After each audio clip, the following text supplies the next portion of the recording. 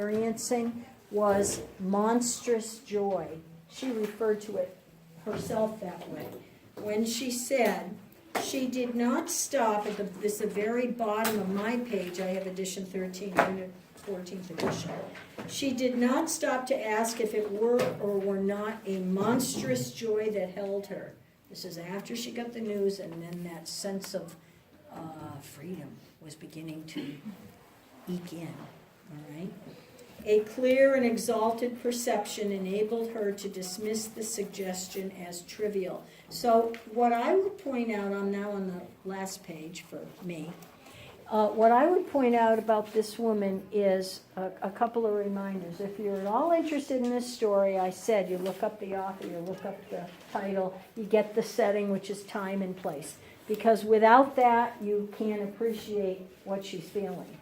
Because we tend to be egocentric and we think about a person in a marriage from the perspective of 2016, which would be missing the point here, because this is the late 1800s into the beginning of the 1900s, okay? So think of the historic context. And if when we're in the library you want to look up to see if they have any articles analyzing it, that's the kind of thing you would use in your essay to support whatever it is you're saying. If you want to characterize Mrs. Mallard, you tell it from her perspective.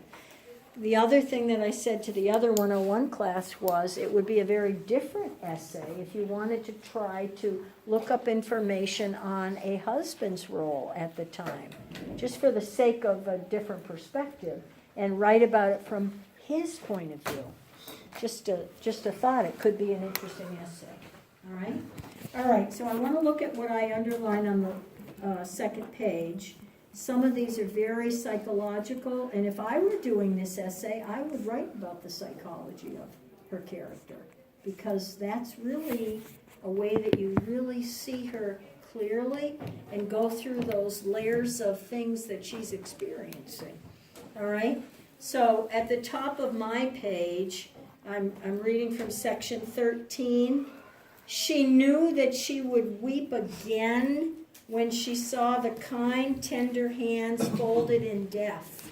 It's a very iconic image. We know that image, right? The face, this is important, that had never looked save with love upon her. Which means what? What does that mean? It's not the way we phrase things, but the husband had never looked at his wife as other than with a loving response, right? So that tells you something about him versus thinking of it from her point of view.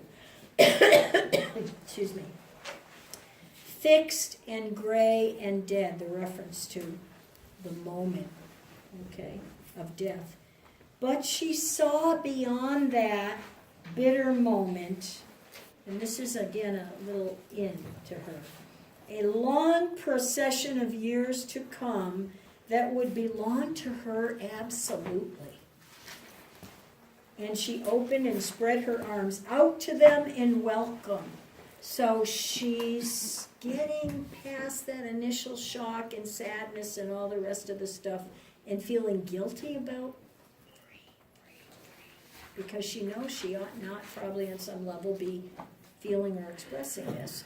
Now she's getting to really taste the possibility of a different future. All right?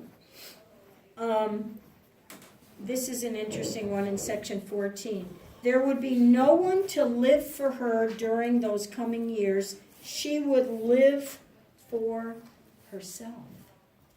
Now, at that time, that is a luxury, because if you were married, you had a very prescribed role in the home, mostly, and the husband working traditionally outside of the home. And so we've talked about power and money, and even I mentioned, I believe, in some classes, the movie Suffragette, if you have a chance to see it.